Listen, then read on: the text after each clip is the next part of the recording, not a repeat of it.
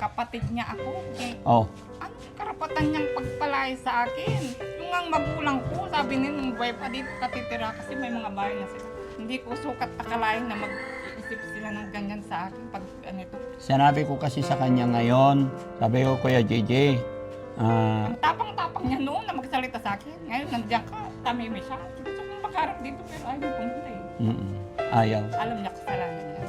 Anong karapatan niya magpalay sa akin? Dahil pang papatayin ko yung asawa mo, sabi niya. Kung hindi ako mapatay niya, akong papatay sa kanya. Ay, Diyos ko naman, ano ka lang magpapansin? Sabi ko, kung lasing yung tao, tutulog na, hindi na naghahanap ng papansin sa kanya. Oh, anong sabi na asawa mo? Balik-balik siya. Oh, Eh, sabi ko, huwag mo nang patulan. Sabi ko naman. oh. Pero susunod na magsasalita pa yan sa akin na masakit. Ay, hindi na pwede. Papadampot ko.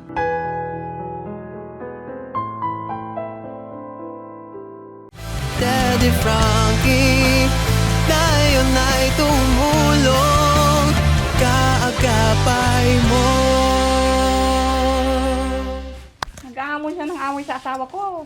Naghahamon siya. Oo, pinapalayas niya yung asawa ko. Bakit?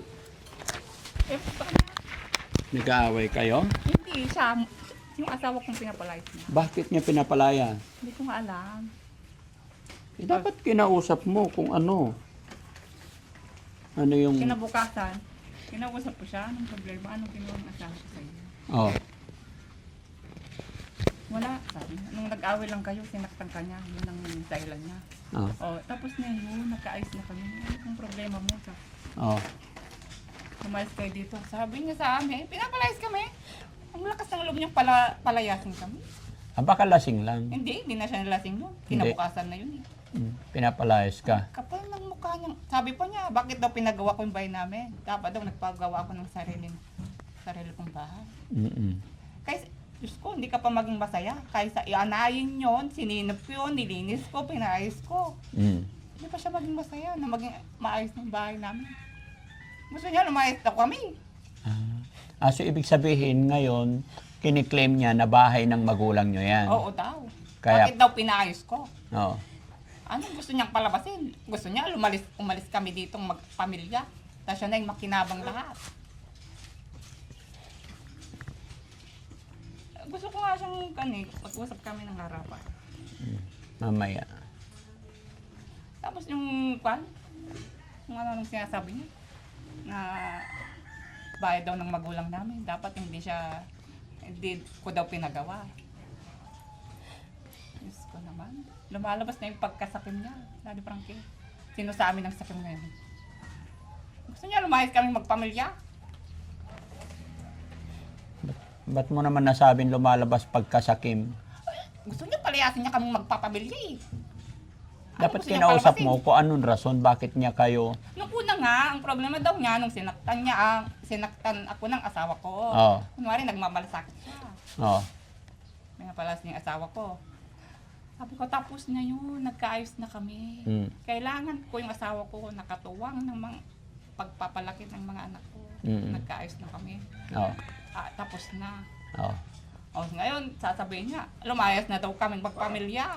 Wala daw akong karapatan sa bahay namin. Maganda ba yun, Nanay Frankie? Nasa tama ba siya? Sa tingin mo? Dapat tinanong mo. Sige, Dapat, sabi nga niya, bakit ko daw pinagawa yung bahay namin? Eh may bahay na siya, ba't hinabot niya yung bahay namin? Ni piso, wala siyang gastos dyan. Pinagawa ko yan. Gusto kong ikat si Madam Rochelle noon eh, kaso pinigilan ko yung sarili ko. Gusto kong mag-usap ko ng harapan, yung nandito ka.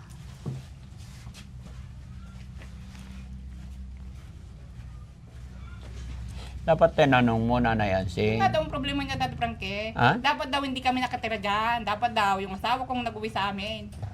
Sa akin na babae. Dapat daw inuwi niya ako sa lugar ng asawa ko. Ano sinabi mo? Wala nga siyang bahay, kako naman. Oh. Eh, sino bang titira dyan sa bahay? Kaya nga, yun ang sinasabi ko. Dapat tinanong mo, o sige, kung sakasakali halimbawa wala kami, ano bang plano mo sa bahay na yan? Dapat noon pa, nung ginagawa ko pa lang, nag-react ka na. Ngayon, nung tapos na yung bahay, saka mag... Ang baluktot yung salita niya sa akin. Bakit ko daw pinagawa? Dapat daw nagpagawa ko ng sarili ko. Hindi ko naman sukat akalain na maghahabol siya ng ganyan.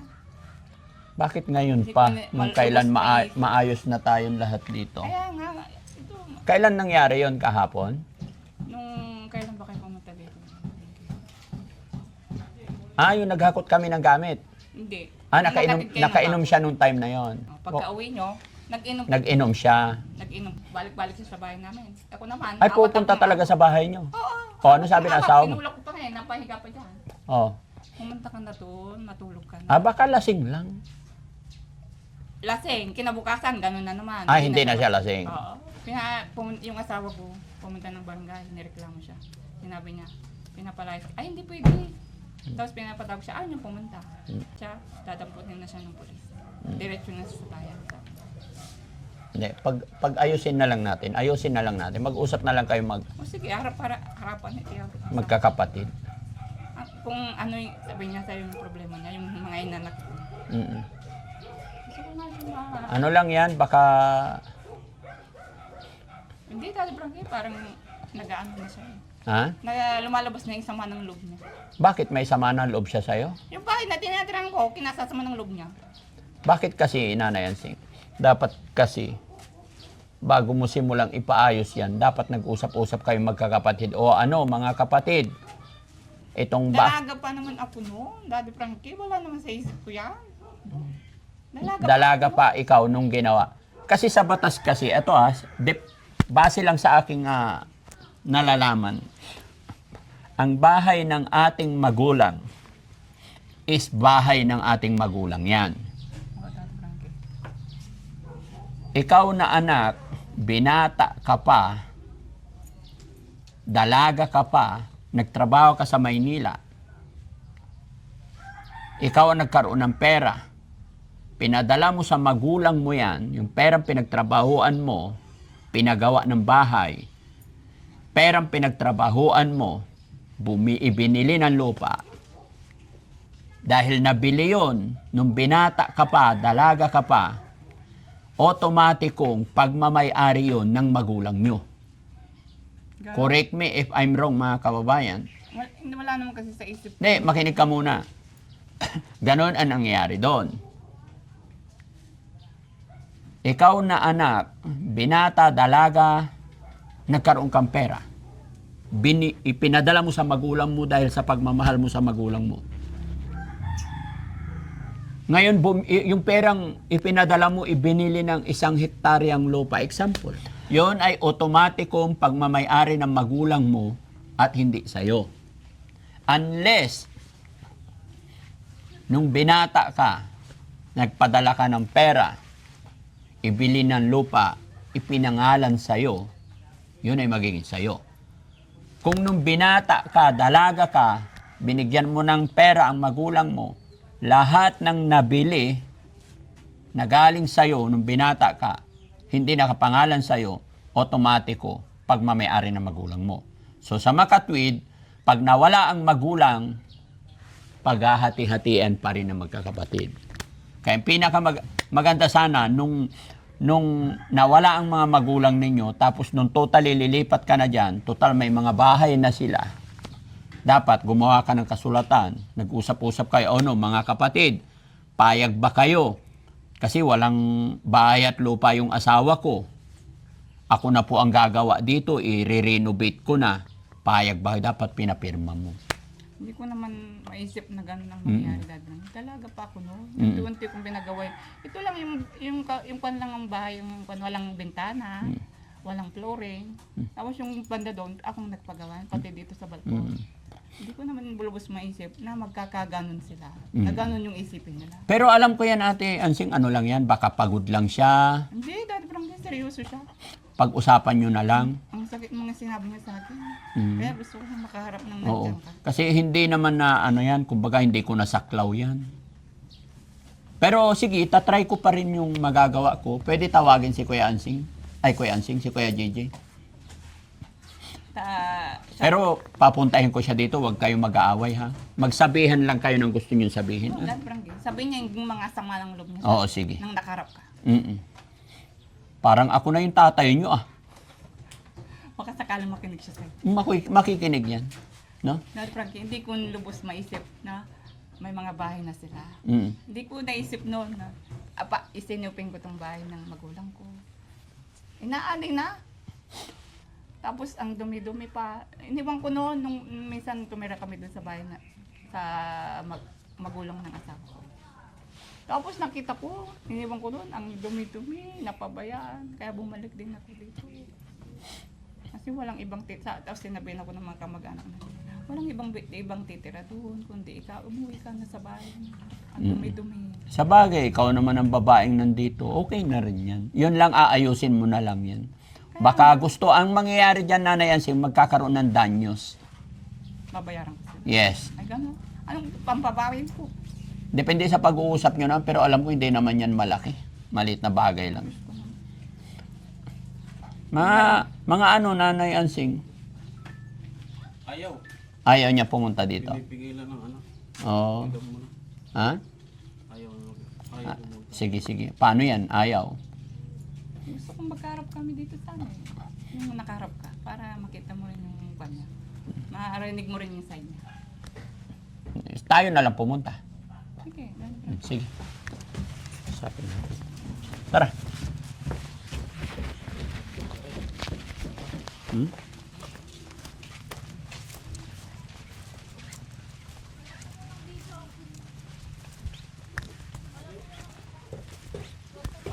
Wag muna. O, sige, sige.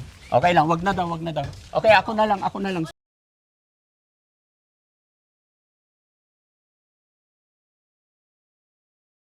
Nanasing, halika.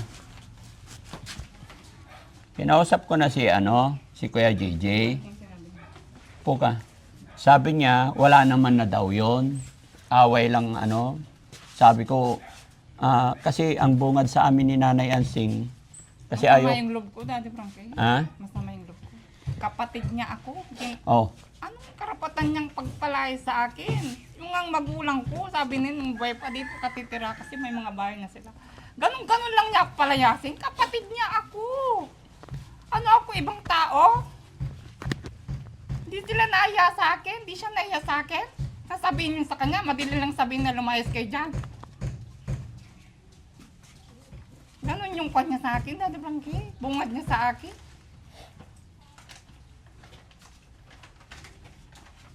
Hindi ko sukat akalain na mag-iisip sila ng ganyan sa akin pag ganito. Wala akong inisip noon kundi sinupin yung bahay namin. Tapos ngayon darating sa puntong ganito na sasabi sila sa akin ng ganyan. Ano ako, ibang tao? Kapatid nila ako, bunso ako. Ako pa yung nag-aalaga sa kapatid namin. sinabi ko kasi sa kanya ngayon, sabi ko, Kuya JJ, Ang tapang-tapang niya noon na magsalita sa akin. Ngayon nandiyan ka, tamimi siya. Gusto kong magharap dito pero ayaw niya pumunta eh. ayaw. Alam niya kasalanan niya. Anong karapatan niya magpalaya sa akin? Dali pang Kaya nga, wag mo nang problemahin yun. Baka pagod lang siya noon. Hindi, dali pang umaga noon. Pinuntahan ko siya. Anong kasalanan ng asawa ko sa'yo? Bakit mo siya pinapalaya? Nung sinaktan daw niya ako, tapos na yun, awin na yung mag-asawa yun. Kailangan ko yung asawa ko, nakatuwang sa mga anak ko. Naiintindihan mo naman siguro ako, maliliit pa yung mga anak ko.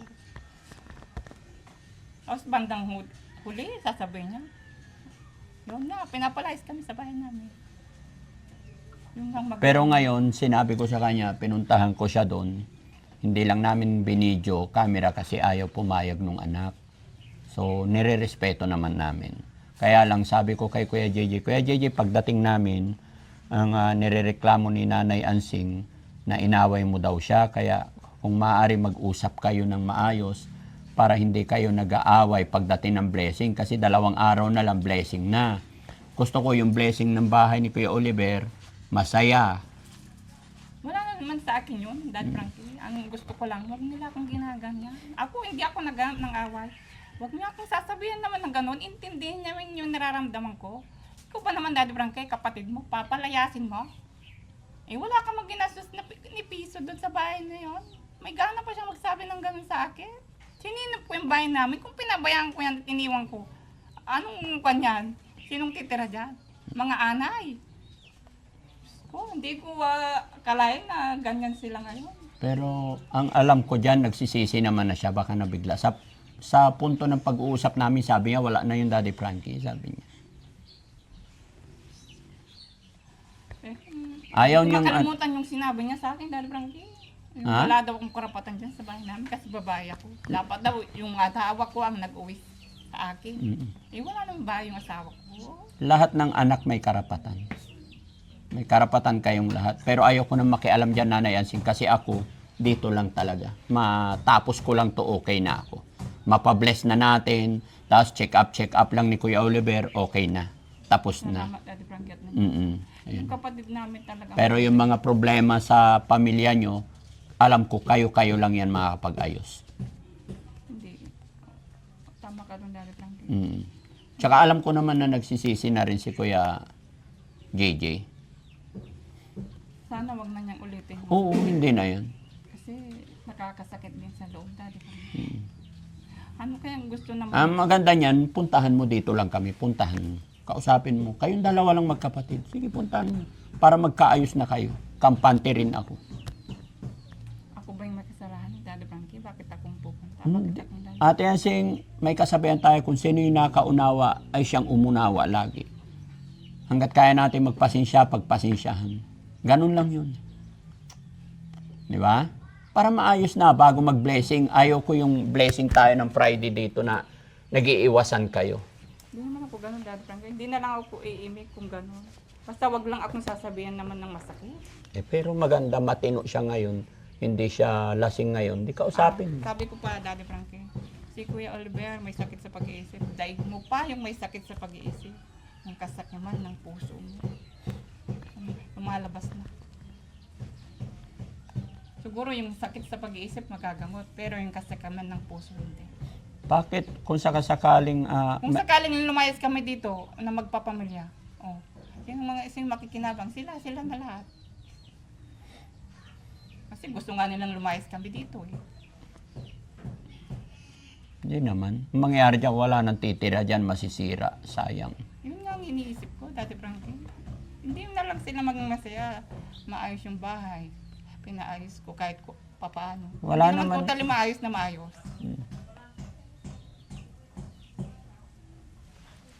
Problema na naman to mga kababayan.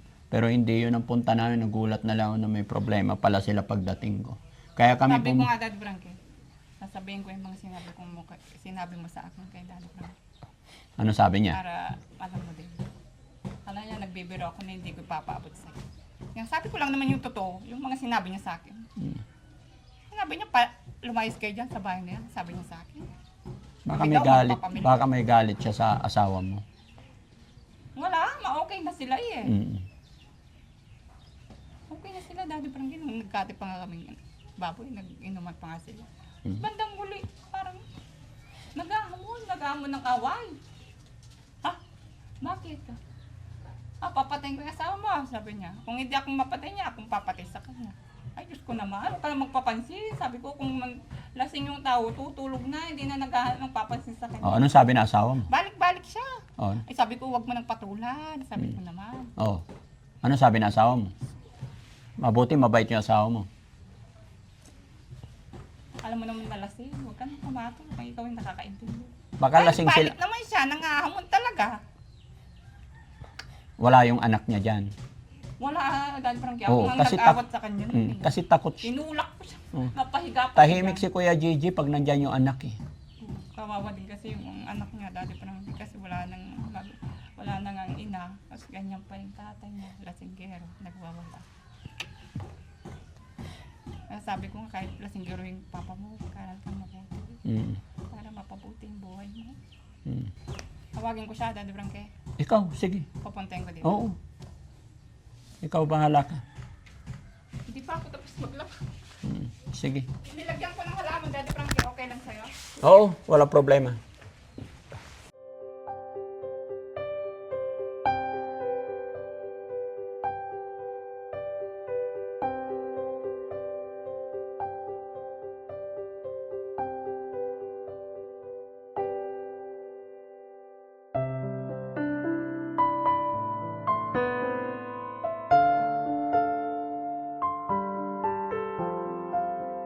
dati. Ano sabi niya sa'yo? Ayaw na niyang kwanda. Pero wag mo nang ulitin yung mga sinabi mo sa akin. Oh, ano sabi niya? Oo, sabi niya. Oh, yun ang pala eh. So, wala nang problema. Ganun lang siya magkwan sa akin. Pero nung pinagsasalita niya ako ng masakit. Sama loob mo. Oo. Kapatid niya ako yung bunso, nakawawa noon. Namatay yung mga magulang namin. Ako yung walang katuwang sa buhay. Gaganyan din ako. Eh, magiging aral ito sa atin lahat mga kababayan. Yung pagmamay-ari ng magulang, halimbawa bahay, bago natin i-renovate or what, syempre alam natin, may mga kanya-kanyang bahay na, tapos ikaw walang bahay, bago mo simulan, gawa ka kasulatan. Kahit nung dalaga pa ako. Hindi. Gagawa ko. Nung dalaga ka pa nga, ang sabi ko sa'yo, syempre mahal mo magulang mo, Oo nga. tutulungan mo. Oh, Yun pero lang hindi naman mo inisip pwedeng ko, no? i-declare na sa'yo yun kasi ikaw ang nagpagawa, hindi. Ganun pala yun. Ganon yun. Sa batas natin. Hindi ko Ka- naman iniisip kasi nun na... Ganon naman talaga tayo eh. Kasi nauuna talaga yung pagmamahal sa pamilya. Pero, before start na pagka titira ka na, kasi iba na eh, pag may asawa ka na, mag-iiba talaga. Etong magkakapatid na ito, halimbawa 5 magkakapatid, very close yan. Nagmamahalan yan. Mga binata't dalaga. Pero magkakaroon, hindi naman lahat, not at all. Once na nagkaroon na ng pamilya ang bawat isa yan, magkakaroon ng pagkakaiba yan. Kaya bago ka mag-claim ng pagmamayari ng magulang, kailangan, or bago ka magtayo, dapat may kasunduan talaga. Na pinag-ayunan, pinagsang-ayunan ng lahat. Hindi ko naisip yung dati. Ganun naman talaga, hindi natin maisip. Pero alam mo, Nanay Ansing, isa lang payo ko sa'yo. Kunin mo sa magandang usapan, makukuha yan sa magandang pakiusapan. Huwag mo kakausapin paglasing. Hindi. Kadalasing pupunta mga amon ng away. Yun ang gusto niya. Dahil parang, ayoko naman ng gano'n. Natutrauma yung mga anak ko eh. Nakikita nila yung gulo ng kapatid ko sa kanyang asawa ko. Basta ano lang, kung sakasakali, pag-usapan nyo na lang sa barangay na hindi na kami kasali. Ha? Pinapatawag mo siya, ayaw naman yung pumunta. Sabihin ko, Kasi alam niya, Nanay Ansing, na mali siya. pumunta ka doon, sabi may mga sama ng loob. Ayaw niya pumunta. Mm. Pero susunod na magsasalita pa yan sa akin ng masakit. Ay, hindi na pwede. Papadampot ko na yan sa Paano gagawin mo pag nagsalita? Naka-blatter na siya sa barangay. Mm. Pag nagsalita pa siya at naghamon, Alam ko, Nanay Ansing, hindi mo matitiis yung kapatid mo. Alam ko, mabait ka. hindi naman dahil. Galit mo lang yan. Gusto ko lang dahil Frankie, maging maayos kami. Oo, ayos na yan. Yung kapatid namin, Oo. nawala sa kapinwa, yun ang problema namin eh. Mm. Bakit ganun? Magawa pa silang problema. Ano lang yun? Lumipas lang, parang nadaanan lang siya ng hindi magandang hangin. Pero alam ko kahit si Kuya JJ mabait din Parang yan. kinaiingitan ako. Bakit anong kinaingit? Ano bang meron sa akin? Nainggit sila sa'yo? Bakit gusto sila akong palayasin? Kung hindi sila nainggit.